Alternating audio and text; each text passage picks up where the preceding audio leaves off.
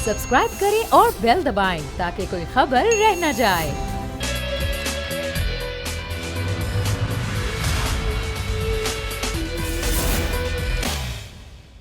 बिस्मिल्लाहिर्रहमानिर्रहीम, अस्सलाम वालेकुम। प्रोग्राम में मैं सुमैया रिजवान आपको वेलकम कहती हूँ।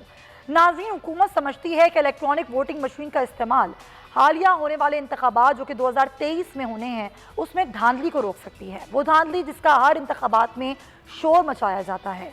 मुखालिफ पार्टी जो कि हार जाती है इंतखाबात में, वो ये समझती है कि ये वोट पड़े हैं, ये वोट असली नहीं हैं, बल्कि ये वोट जाली तरीके से हासिल किए गए हैं।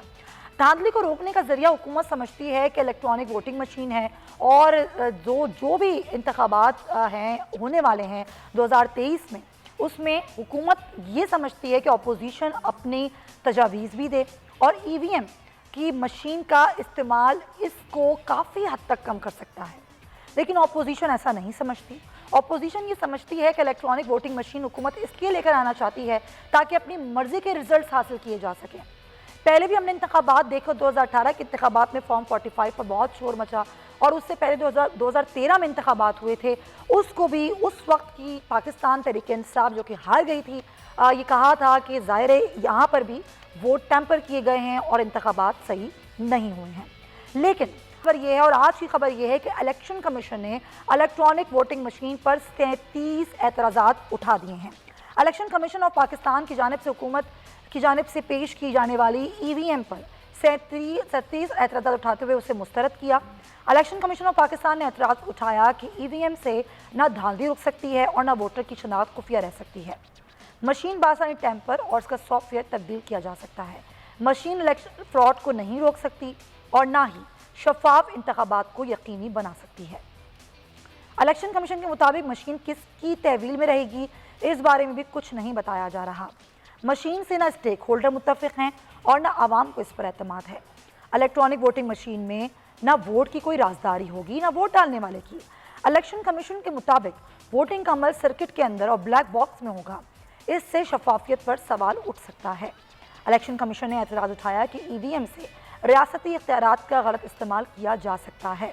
इलेक्ट्रॉनिक वोटिंग के लिए आम इंतखाबात से पहले टेस्टिंग का वक्त भी कम है। मुल्क भर में मशीन का टेस्ट ट्रायल और आवाम और अमले को मशीनों के इस्तेमाल की ट्रेनिंग देना मुमकिन नहीं। मुल्क भर में शदीद मौसमी हालात के सबब पाकिस्तान में हर जगह पर मशीन के इस्तेमाल की सलाहियत एक जैसी नहीं और पायलट प्रोजेक्ट में मशीन ने कुछ शहरों में दोपहर 3 बजे काम करना बंद कर दिया। ECP ने एतराज़ उठाया कि मुल्क भर मशीन के इस्तेमाल के लिए बड़े पैमाने पर पायलट प्रोजेक्ट्स नहीं किए गए। इलेक्शन तनाज़ात की सूरत में सबूत नहीं मिलेंगे और फिर इस पर नताइज में भी ताख़ीर हो सकती है। इलेक्शन कमीशन के मुताबिक ईवीएम के लिए कम अज़ कम 150 अरब रुपए का खर्चा होगा और फंडिंग भी इसके लिए दस्तियाब नहीं। मशीन के इस्तेमाल से कबल आइनी तरमीम और रूल्स में तब्दीली लाना ज़रूरी होगी। इसके अलावा ईवीएम कम शराब वोटिंग या ख़वातीन की कम शराब वोटिंग की शराइत को पूरा नहीं कर सकती है और ज़ाहिर है आइनी तरमीम करना बहुत ज़रूरी है। आइनी तरमीम के ऊपर अभी तक कुछ भी ख़ास बात नहीं हो सकी, कोई ख़ास पेशरफ सामने नहीं आ सकी। अपोजिशन तैयार नहीं है, लेकिन अब ECP election commission of Pakistan ने भी अपने एतराज़ात हुकूमत के सामने रख दिए हैं। अब इस सूरत हाल में ईवीएम का इस्तेमाल कैसे किया जा सकता है, आइनी तरमीम के बगैर ये कैसे इस्तेमाल की जा सकती है, इसी पर आज के प्रोग्राम में बात करूँगी। अपने मेहमानों का तारुफ करवा देती हूँ। कुंवर दिलशाद साहब मुझे ज्वाइन कर रहे हैं, साबिक़ सेक्रेटरी इलेक्शन कमीशन है। आपका बहुत शुक्रिया वक्त देने के लिए। राना एहसान साहब पाकिस्तान मुस्लिम लीग नून से मेरे साथ मौजूद हैं, आपका भी बहुत शुक्रिया। और पाकिस्तान पीपल्स पार्टी की नुमाइंदगी करने के लिए अखुंज़ादा चट्टान साहब मेरे साथ मौजूद हैं। तमाम हज़रात को वेलकम करूँगी।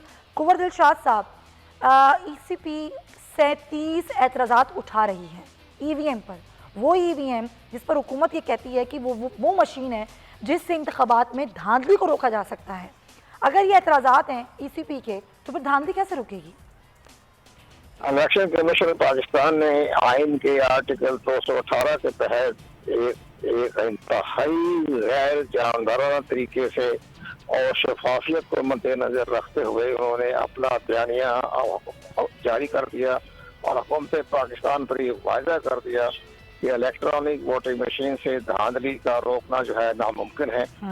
शफाफियत भी नहीं है, धांधली भी नहीं जो है वो भी नहीं रोक सकेगी और राजदारी का मसला भी पेश आएगा।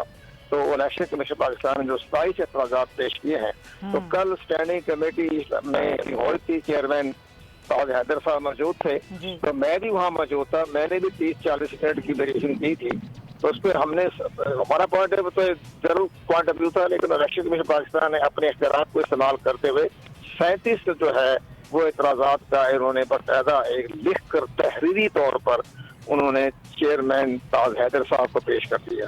एक बहुत बड़ा फैसला इलेक्शन कमीशन ने इनकार कर दिया है। दूसरे महीनों में ये है कि इलेक्शन कमीशन पाकिस्तान हुकूमत का जो एक ये इलेक्ट्रल वोटिंग मशीन के बारे में जो उनका प्रोग्राम था उस पर आदमी एतमाद कर दिया। इसमें तो धांधली के तो सबब पैदा होते हैं, इसमें फ्रॉड हो सकता है। ये सबसे बड़ी बात ये है कि जो इलेक्ट्रॉनिक वोटिंग मशीन हमें भी दिखा रहे हैं, आपको भी दिखा रहे हैं, सबको दिखा रहे हैं, मीडिया को भी दिखा रहे हैं, लेकिन जो पेश की जाएगी, बना के की जाएगी, वो इलेक्ट्रॉनिक वोटिंग मशीन नहीं होनी। और उसमें डिवाइस चेंज कर दें, 10,000 में डिवाइस मिलता है, वो डिवाइस चेंज कर दें। बहाना ये करें कि जी हमें इलेक्ट्रॉनिक वोटिंग मशीन ठीक करनी है, ट्यूनिंग करनी है, इसमें जरा हमने ऑयलिंग वायलिंग लगानी है, उसके चक्कर में आकर आप डिवाइस लगा दें, चिप लगा दें, और उसका जो सही मायने में जो वो है मामला प्रोग्रामिंग वो चेंज कर दें, सॉफ्टवेयर चेंज कर दें। तो ये सारे मामले उसमें मुमकिन है, जिसकी बना पर इलेक्शन कमीशन ने कहा कि इसमें तो तमाम चीजें शामिल है, धांधली के रोकने के ऊपर आता कोई नहीं है। तो ये इसलिए इलेक्शन कमीशन ने इलेक्ट्रॉनिक वोटिंग मशीन के इस्तेमाल पर बाकायदा अपना अदम एतमाद कर दिया है। बिल्कुल सही। मैं चाहूंगी आप साथ रहिए कुंवर दिलशाद साहब, क्योंकि ज़ाहिर है जब अदम एतमाद इलेक्शन कमीशन कर रहा है, अपोजिशन भी नहीं चाहती कि ईवीएम का इस्तेमाल हो क्योंकि धांधली का खतरा मौजूद रहेगा, तो फिर ईवीएम का इस्तेमाल कैसे होगा 2023 के इलेक्शन में? राना एहसान साहब, आईनी तरमीम के बगैर तो ये मुमकिन ही नहीं है। आईनी तरमीम भी नहीं होती, इलेक्शन कमीशन भी नहीं मानता, तो हुकूमत ये बार बार कह रही है कि जी ईवीएम तो इस्तेमाल होगी 2023 के इलेक्शन में, तो वो कैसे होगा फिर? इलेक्शन कमीशन ने पीटीआई के धांधली करने का मंसूबा जो है वो बेनकाब कर दिया है। पीटीआई बच्चों की तरह जिद पे लगी हुई है कि हमने ये ईवीएम करनी है। ये हकीकतन पाकिस्तान की तारीख के सबसे बड़ी धांधली का जो मंसूबा था वो आज बेनकाब हुआ है। और यही हम बार बार कह रहे थे कि इंडिया में ईवीएम 20 सालों में इंप्लीमेंट हुई है, इसके पायलट प्रोजेक्ट्स किए जाते हैं। चलें, पॉइंट टेकन सर। मैं आती हूँ आप लोगों की जानिब। मैं चाहूँगी अक़ुज़ा चट्टान साहब आप भी अपना मौक़िफ़ दें। ज़ाहिर है अगर अपोजिशन नहीं समझती कि ईवीएम का इस्तेमाल होना चाहिए, ये धांधली को नहीं रोक सकती है, तो फिर धांधली को रोकने का क्या तरीक़ाकार है कि 2023 के इलेक्शन में कोई खड़ा हो कि ये शोर ना मचाए कि धांधली हुई है? बिस्मिल्लाहिर्रहमानिर्रहीम। देखिए जी, इसका तो कोई हल नहीं है कि ये हो कि धांधली नहीं हुई। इंडिया में कितने सालों से जमहूरियत है, लेकिन फिर भी वहाँ पे ईवीएम भी है, फिर भी धांधली के इल्ज़ामात लगते हैं। ट्रंप का जो इलेक्शन हुआ था इसमें भी इल्ज़ामात लगे थे। अभी जो ट्रंप और बाइडन का इलेक्शन हुआ है इसमें भी इल्ज़ामात लगते हैं। लेकिन पाकिस्तान में धांधली के रुकने का हल ये मशीनें नहीं है। मैं बातों का रिपीटेशन नहीं करना चाहता हूँ। सबसे पहले तो ये मैं कहना चाहता हूँ कि इस तरह का प्रोजेक्ट लॉन्च करना आईन के मुताबिक, आईन के 137 के मुताबिक ये हुकूमत का काम नहीं है, ये इलेक्शन कमीशन का काम है। हुकूमत जो काम कर रही है ये गैर आईनी, गैर कानूनी है। नंबर 2 ये कि यहाँ पे जो मशीनें हैं इसका हल नहीं है। हमारे इलेक्शन में धांधली का मसला जो है और इतराज़ात का जो मसला है वो वोटिंग के ज़रिए से नहीं है, वो कानून के ज़रिए से नहीं है। हमारे कौर दिलशाद साहब मौजूद है, इनसे आप पूछ ले कि हमारे इलेक्शन कमीशन के पास इंडिया के इलेक्शन कमीशन से ज़्यादा इख्तियारात है। यहाँ पे मसला क्या है? मसला हमारा है इस्टेब्लिशमेंट का मुदाखलत करना। अगर हम कोई इस तरह का तरीका निकाले या एस्टेब्लिशमेंट खुद सोचे कि ये जो हमने आप जो नुक्ता उठा रहे हैं डेक्रेटर्सों के हाइब्रिड्सों के जो मैं चाहती हूँ कि कुंवर दिलशाद साहब से इसका मौक़िफ़ लूं कि ये जो मुदाखलत होती है कम हो जाएगा। सही है, ये जो मुदाखलत होती है वाकई क्या कुंवर दिलशाद साहब इलेक्शन कमीशन अपने इख्तियारात को इस्तेमाल नहीं कर पाता और कोई ईवीएम आ जाए, कोई नई जिद्दत आ जाए, कोई भी चीज़ धांधली को नहीं रोक सकती, इलेक्शन कमीशन भी कुछ नहीं कर सकता, सब बेबस हैं? इलेक्शन कमीशन में पाकिस्तान के पास इख्तियारात जो हैं इस लिहाज से बड़े महदूद इख्तियारात हैं। जिस वक्त वो रिटर्निंग ऑफिसर की अपॉइंटमेंट कर देता है, रिटर्निंग ऑफिसर स्टाफ जो है वो इलेक्शन का अमला सामने आ जाता है, तो उनको उनकी धांधली रोकने के लिए, उनकी बेसाबगी रोकने के लिए इलेक्शन के कमीशन पाकिस्तान के पास इख्तियारात ही नहीं है। अब रिटर्निंग ऑफिसर अगर रिजल्ट टेम्परिंग कर रहा है या वो गलत तरीके से ट्रांसमिशन कर रहा है और इलेक्शन कमीशन ने उसके खिलाफ एक्शन लेने का मजाज ही नहीं है। बहुत लंबा तरीका होता है जी। आप चीफ सेक्रेटरी को देखें, फैक्ट फाइंडिंग कमेटी बनेगी तब कहीं जाके फैसले होंगे। इंडिया में ये चीज नहीं है। इंडिया में अगर कोई रिटर्निंग ऑफिसर या इलेक्शन स्टाफ को गड़बड़ करता है तो वो मौके पर ही उसको सैक कर देते हैं, डिसमिस कर देते हैं, जेल भेज देते हैं। लेकिन यहाँ ये मामला नहीं है। इस पर हमारी सियासी जमातों को भी पहले तो इलेक्शन कमीशन को इस लिहाज से मजबूत करें कि वो रिटर्निंग ऑफिसर के खिलाफ एक्शन ले सके। प्रिजाइडिंग ऑफिसर जो क्या करता है, सारी गड़बड़ तो करता है प्रिजाइडिंग ऑफिसर।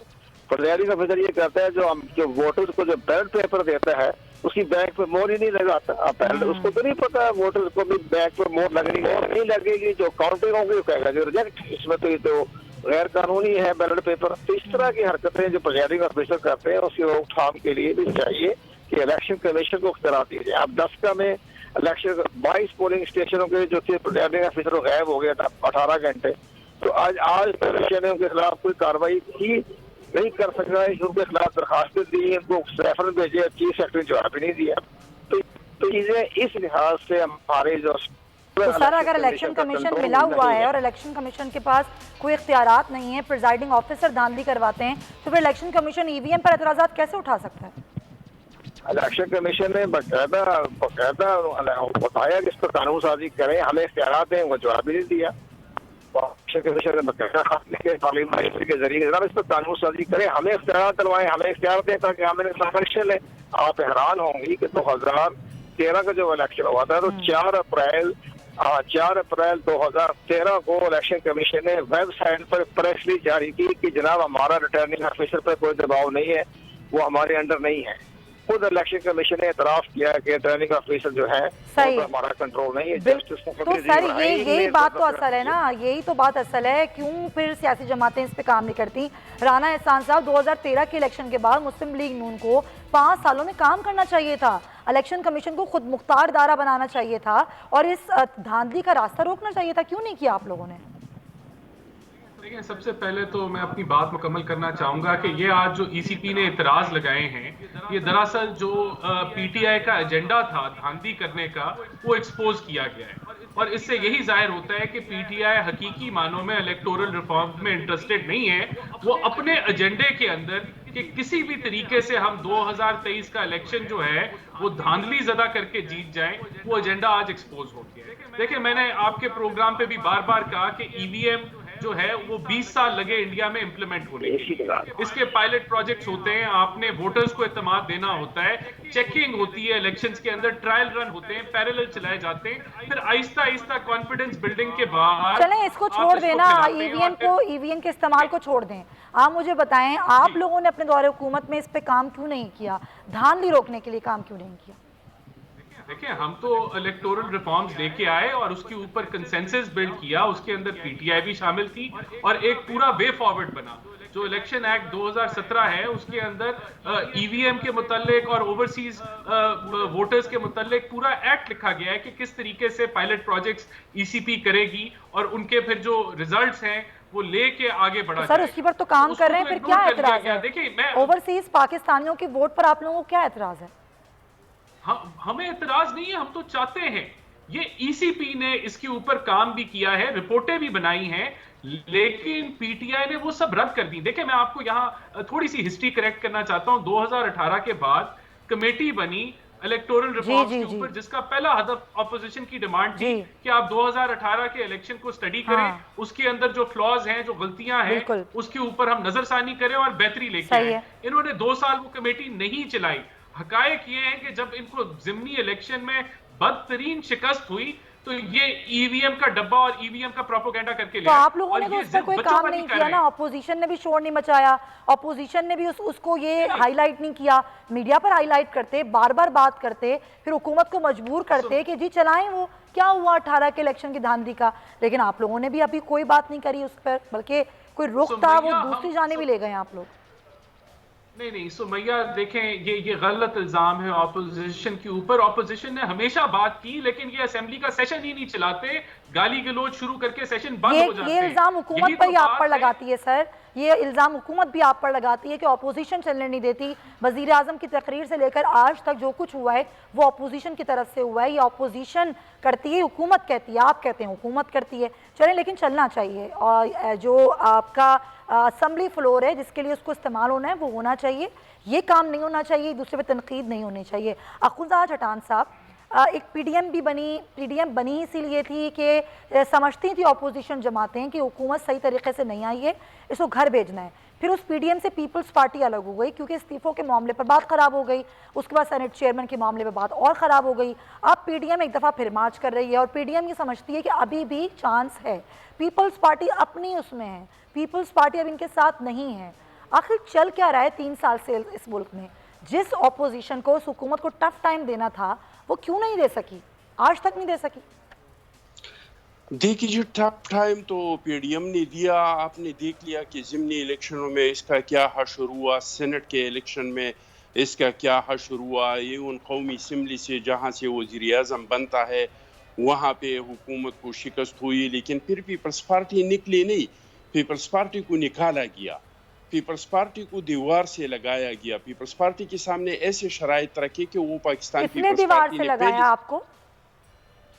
देखिए जी, जिन लोगों ने पीपल्स पार्टी के लीडरशिप को नोटिस दिया, जिन लोगों ने कहा कि लॉन्ग मार्च का इस्तीफाओं के बगैर कोई हैसियत नहीं होगा, अब तो लॉन्ग मार्च भी हो रहा है। आप मुस्लिम लीग नून को कह रहे हैं? अब मैं सिर्फ मुस्लिम लीग नहीं, पीडीएम में सिर्फ मुस्लिम लीग नून नहीं है, इसमें और भी बहुत सारी पार्टियां हैं। लेकिन मैं पीडीएम को कह रहा हूं कि पीडीएम में एनपी और पीपल्स पार्टी के अलावा जितनी तंजीमें हैं जिन्होंने पीपल्स पार्टी को लगता है मामला ठीक होने जा रहे हैं, बड़े मोहतात अंदाज में बात कर रहे हैं आप। नहीं, मैं मुख्तलिफ अंदाज में नहीं कह रहा हूँ। हकीकत ये पीपल्स पार्टी को दीवार से लगाया गया। अगर पीडीएम हमारे मुशावरत के साथ चलते तो आज तक तो ये हुकूमत ख़त्म हो चुका होता। हम तो उसको कह रहे थे कि भाई सड़कों पे जाने की ज़रूरत नहीं है, सीधा सीधा पार्लियामान के अंदर जाते हैं, कानूनी और आईनी रास्ता इख्तियार कर सकते हैं। हम बुज़दार प्लस पे पंजाब में अदम एतमाद कर सकते हैं और सब कुछ आपके सामने नज़र आ रही है।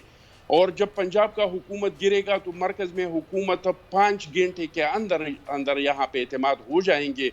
और ये नाअहल और नाकाम हुकूमत जिन्होंने अवाम को महंगाई के दोज़ख में जला दिया, जिन्होंने रोज़ बरोज़ लोगों को बेरोज़गार कर रही है, जिन्होंने पाकिस्तान को दुनिया में तनहा कर दिया।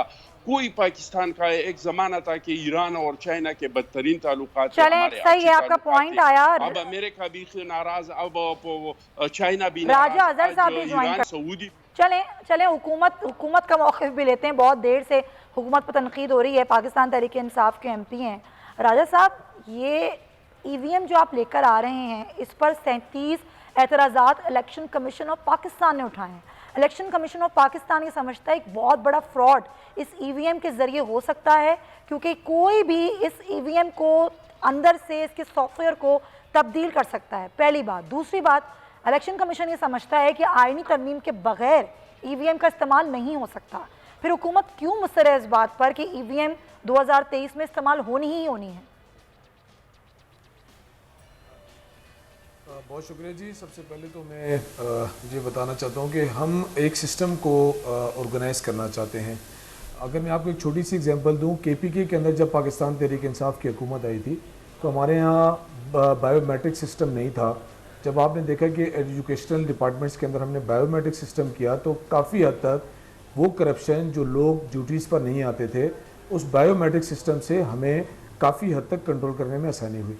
इलेक्शन कमीशन का जो मामला है और ये जो ईवीएम सिस्टम जो हम लाना चाह रहे हैं, हम तो सिस्टम की बेहतरी के लिए इस मुल्क में, जैसे अभी भाई ने फरमाया जी कि हर दफ़ा इलेक्शन के अंदर धांधली का रोना होता है, हम एक सिस्टम को लाना चाहते हैं। अपोजिशन जमातों का काम है, अगर उसके अंदर कोई राय देना चाहते हैं, कोई मशवरा देना चाहते हैं तो अच्छी बात है कि ऐसा सिस्टम आए जिसपे अपोजिशन भी मुत्तफिक हो और हुकूमती अरकान भी हो। मैं समझता हूँ कि जब से पाकिस्तान बना है उसके बाद से कभी मैं तो अपोजिशन की बात नहीं कर रही हूँ ना, मैं तो ईसीपी की बात कर रही हूँ। राजा सर अजहर साहब, क्योंकि अगर इलेक्शन कमीशन एतराज़ उठाता है, अपोजिशन नहीं मानती है, तो हुकूमत अकेले तो लागू नहीं कर सकती 2023 के इंतखाबात में ईवीएम को। जब तक आईनी तरमीम नहीं होगी, जब तक इलेक्शन कमीशन का साथ नहीं होगा, तो ये ईवीएम का इस्तेमाल कैसे मुमकिन बनाया जा सकता है? देखिए हुकूमत पाकिस्तान ने इसीलिए ये चीज़ सामने रखी है ताकि जो काम आपने खुद कहा कि ये काम वैसे इलेक्शन कमीशन का बनता था, हम एक प्रोसेस को ठीक रास्ते पे लाना चाहते हैं। अगर आइन में तरमीम की इसकी ज़रूरत पड़ेगी, डेफिनेटली असम्बली के अंदर जो है वो कायमा कमेटी में तो ये चीज़ जा चुकी है, असम्बली के अंदर भी हम आइनी तरमीम की पूरी कोशिश करेंगे। हम क्या चाहते हैं? हम चाहते हैं कि जो धांधली का रोना हर इलेक्शन के अंदर होता है वो नहीं होना चाहिए। अब मुझे बताएं, इसमें पीटीआई का भी कोई फ़ायदा नहीं है, इसमें दीगर जमातों का भी कोई फ़ायदा नहीं है।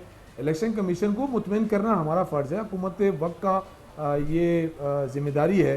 इलेक्शन कमीशन की अभी एक अगर हमने उनको वो दी है, उस पर सेकेंड मीटिंग करेंगे, थर्ड मीटिंग करेंगे, लेकिन मुतमईन करना हमारा काम है।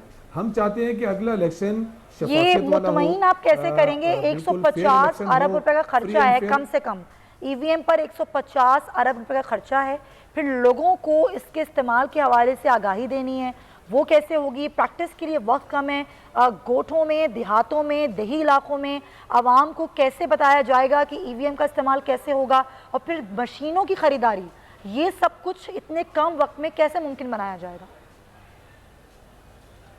देखिए, मैं ये समझता हूँ कि वक्त कम है, लेकिन ये पाकिस्तान तहरीक इंसाफ की हुकूमत है। हम ये समझते हैं कि अगर खुदा न खास्ता 2023 तक हमारा ये प्रोसेस कंप्लीट नहीं होता, लेकिन कम से कम एक चीज़ आ तो गई ना सामने। अगर वो 2023 में कंप्लीट नहीं होती, क्योंकि मुझे उम्मीद नहीं है इंशाल्लाह होगी, अगर वो बजट का इशू है, बजट भी हुकूमत पाकिस्तान ने दे दिया है। जहाँ हमने माजी के अंदर इतना पैसा करप्शन की नज़र किया, अगर वो एक सही सिस्टम के ऊपर पैसा लग रहा है, अगर पाकिस्तान की आवाम उससे मुतमईन होने की कोशिश हो रही है, तो मैं समझता हूँ कि हमें इसके ऊपर ये बहस नहीं करनी चाहिए कि पाकिस्तानी कौम इससे मुतमईन नहीं है। अवेयरनेस चले काम करें, काम बिल्कुल आपने ये बात बिल्कुल दुरुस्त की। I agree with your point कि काम की करने की तरफ एक कदम तो बढ़ाते हैं ना। अगर 2023 के इलेक्शन में इंप्लीमेंट नहीं भी होता, काम करना शुरू करते हैं, और जाहिर है ये ऐसे तो मुमकिन नहीं है। बहुत शुक्रिया आपका, राजा रज़ीक़ पाकिस्तान तहरीक इंसाफ से मौजूद थे, और दीगर मेहमानों के बहुत शुक्रिया। अगली खबर पर आएंगे, और ज़ाहिर अफगानिस्तान जहाँ पर तालिबान ने अपनी काबीना का ऐलान कर दिया है, अब जो हुकूमत बन रही है और हुकूमत साजी हो रही है, ज़ाहिर है इस पर पूरी दुनिया की नज़रें हैं। ख़ास तौर पर अगर हम अमेरिका की बात करें तो अमेरिका ने तो इस नई हुकूमत को मानने से इनकार कर दिया, लेकिन चीन ने इस अफ़गान तालिबान की काबीना को मानने का, कबूल करने का इंदिया दे दिया है। पाकिस्तान का स्टेटमेंट भी सामने आया है, और फवाद चौधरी ने एक गैर मुल्की टीवी को इंटरव्यू देते हुए कहा कि इस पर बात की जाएगी, लेकिन इस पर अभी बात करना क़ब्ल अज़ वक्त है। अभी हम देख रहे हैं सिचुएशन को, और उसके बाद अपना स्टेटमेंट और अपनी पॉलिसी स्टेटमेंट पाकिस्तान ज़रूर इस पर देगा। इसी पर बात करने के लिए मेरे साथ मौजूद हैं जमील अहमद ख़ान साहब हैं, साबिक़ सफ़ीर हैं। बहुत शुक्रिया आपका जमील साहब। अफ़गानिस्तान की रोज़ बरोज़ बदलती सूरत हाल 15 अगस्त से लेकर आज तक 8 सितंबर तक काबीना के ऐलान तक जितनी अनफोल्ड हुई है, जितना मामला सामने आया है, आपको क्या लगता है कि चीन, रूस, अमेरिका, इन सब की पॉलिसी कैसी होनी चाहिए? ख़ास तौर पर अफ़गानिस्तान की अब वक्त है माली इमदाद का, तामीर नौ का, तो आपको लगता है कि तमाम ममालिक को, चलें अगर अमेरिका ना भी करे, एशिया के तमाम ममालिक को खित्ते की सूरत हाल बेहतर बनाने के लिए अफ़गानिस्तान की मदद करनी चाहिए? जी हाँ, देखें, ये अमेरिका, चीन, रूस और इस ब्लॉक के मुतज़ाद इनके इंटरेस्ट हैं, लिहाजा इनके फैसले भी मुतज़ाद होंगे शुरू में, जो नज़र आ रहा है, जिस चीज़ का एहतमाल है। तो इस लिहाज से अगर देखा जाए तो उनकी जो माली मावनत है, उसकी इंदिया कुछ तो मिल रहा है, लेकिन क्योंकि बहुत ज़्यादा माली मामलात चाहिए, और उस माली मामलात में क्योंकि अमेरिकन निज़ाम में जो ये फाइनेंशियल सिस्टम है, उस फाइनेंशियल सिस्टम में वर्ल्ड बैंक भी आ जाता है, एशियन डेवलपमेंट बैंक भी आ जाता है, तमाम दूसरे फाइनेंशियल सिस्टम आ जाते हैं जो कि माली मावनत कर सकते हैं। तो उसकी वजह से अमेरिका की शमूलियत, राजी होना ज़रूरी हो जाता है कि अगर उनको इमदाद भी मिले तो एक जो डॉलर जब भी शिफ्ट होगा अफगानिस्तान में, तो वो अमेरिका के फाइनेंशियल सिस्टम से होता हुआ आता है। लिहाजा अमेरिका की उसमें रजामंदी, अगर उन्होंने अपनी ट्रेजरी डिपार्टमेंट के तरफ से कोई पाबंदी लगा दी, जैसा कि उन्होंने लगाई है, $9 बिलियन जो अफगानिस्तान का अपना हक है, अपना पैसा है, तो वो अगर जारी रखा तो दुश्वार बहुत हो जाएगा मामला।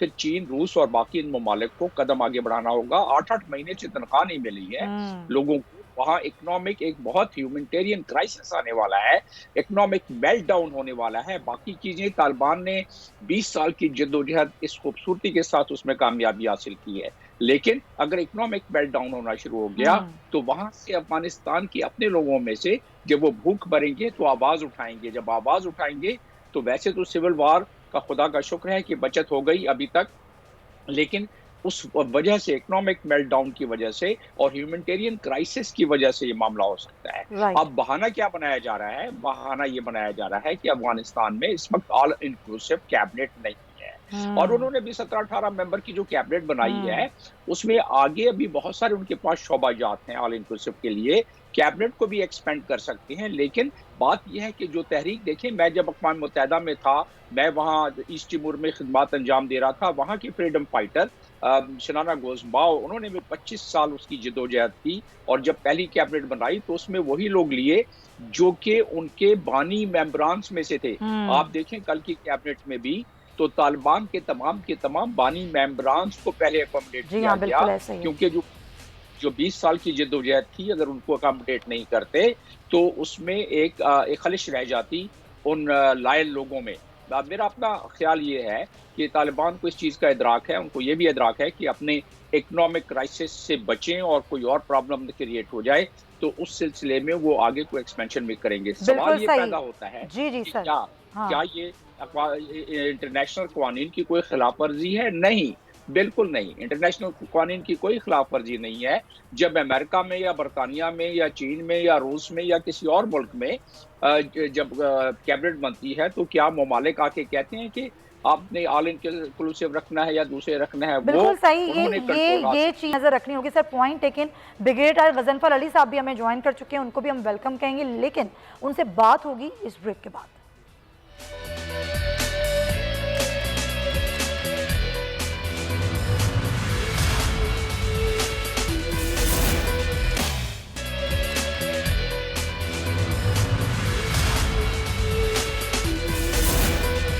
Welcome back to the show. हम बात करें, तालिबान ने अफगानिस्तान में नई हुकूमत की तश्कील का ऐलान कर दिया। एक अबूरी काबीना के कुछ नाम सामने आए 18 मेंबर्स के, लेकिन सवाल ये है कि ज़ाहिर है अब बनने वाली उस हुकूमत के ऊपर कितने तहफ़्फ़ुज़ात दीगर ममालिक के होते हैं। गजनफर साहब, पहले तो अब्दुल बाकी हक्कानी की बात कर लें जिनके सरक़े कीमत अमरीका लगा चुका है, अमरीका के तहफ़्फ़ुज़ात इनके ऊपर हैं, और फिर ज़ाहिर है जो अभी तो एक अनफोल्ड हो रही है सूरत हाल, अभी तो काबीना बन रही है।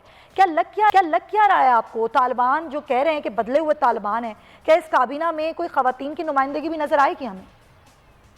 असल में जिस तबाही से अफगानिस्तान गुजरा है वो सबकी नजरों के सामने। 20 साल तक अमेरिका ने उसकी तबाही और बर्बादी की ईंट से ईंट बजा के रख दी।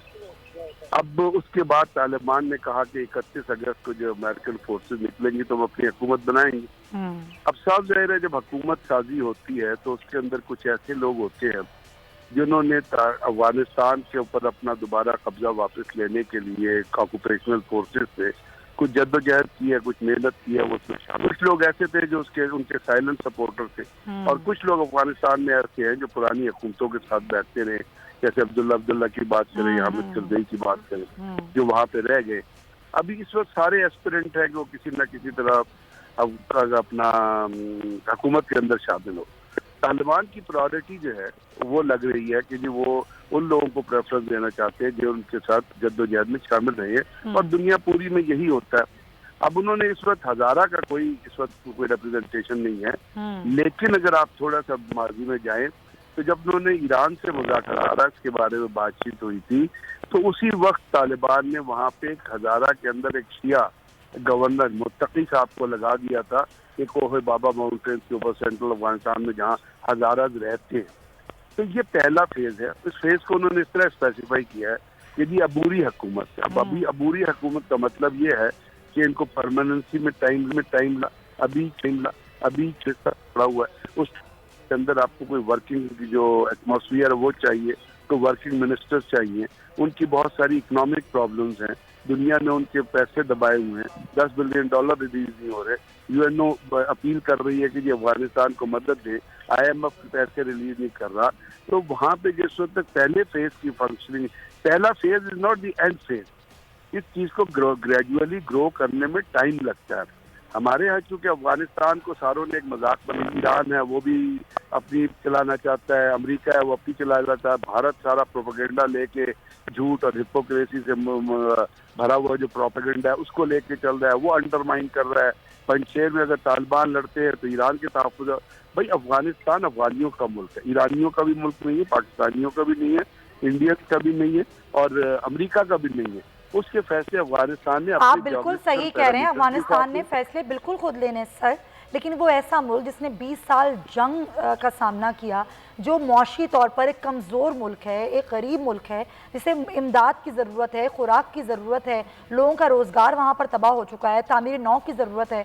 ऐसी सूरत हाल में क्या आपको लगता है कि फिर भी वो किसी की मुदाखलत बर्दाश्त नहीं करेगा? वो तो एक उन्होंने राइडर क्लॉज के तौर पे कह दिया है कि जी हम इंटरफेरेंस बर्दाश्त नहीं करेंगे। अगर वो कहते हैं कि जी हमें भूख भी बर्दाश्त करनी पड़ी तो हम कर लेंगे। और जो अफगानिस्तान में लोग जो ऑपरेशन करते हैं वो उनके पास एक डंडा होता है, एक उनके पास चादर होती है जिसको नमाज के लिए इस्तेमाल करते हैं और सोने के लिए, तो वो चीज़ों से वो गुजर चुके हैं। अब वहाँ पे जो प्रॉब्लम आएगी वो उनके साथ रिलेटेड कॉमन आदमी को आएगी।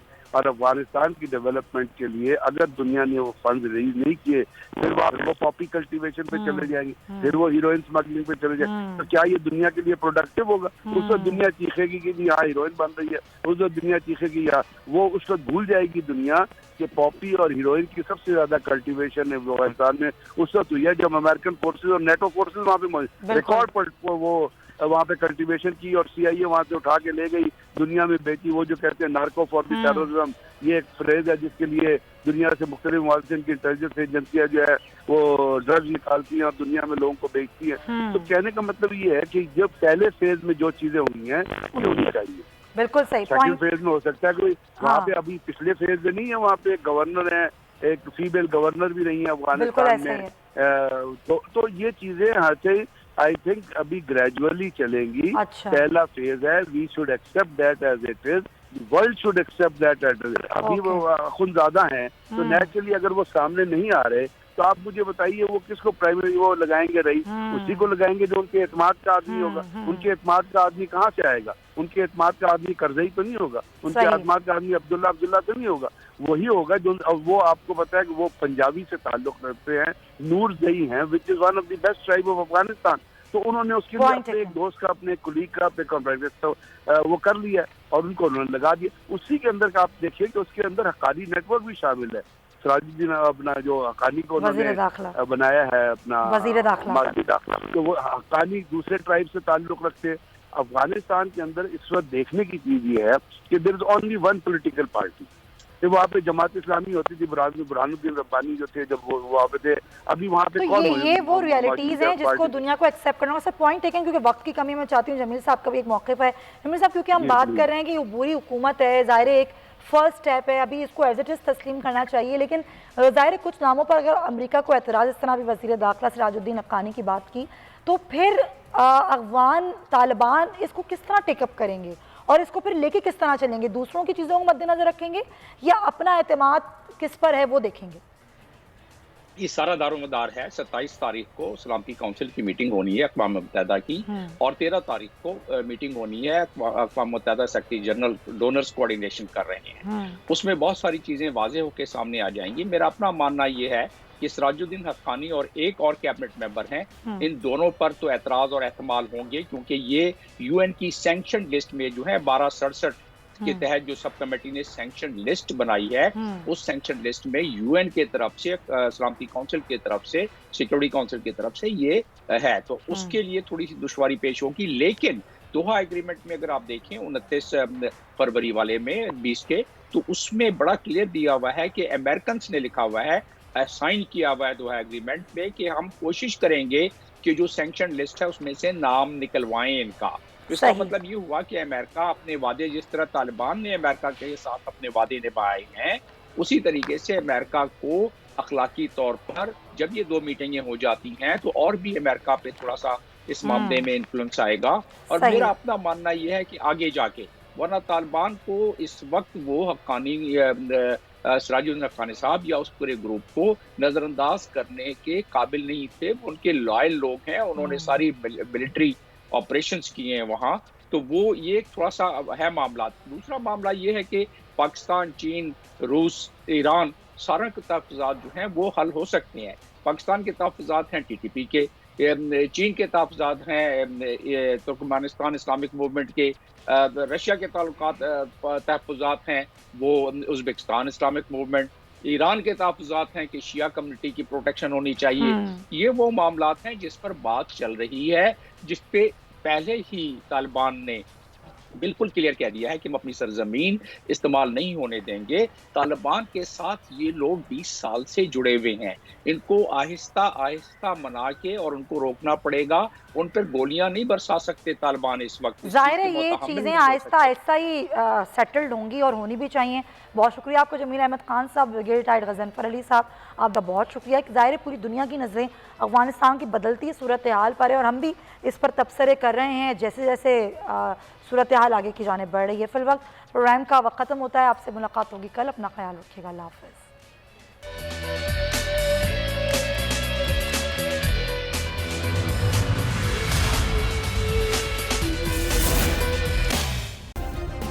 सब्सक्राइब करें और बेल दबाएं ताकि कोई खबर रह न जाए।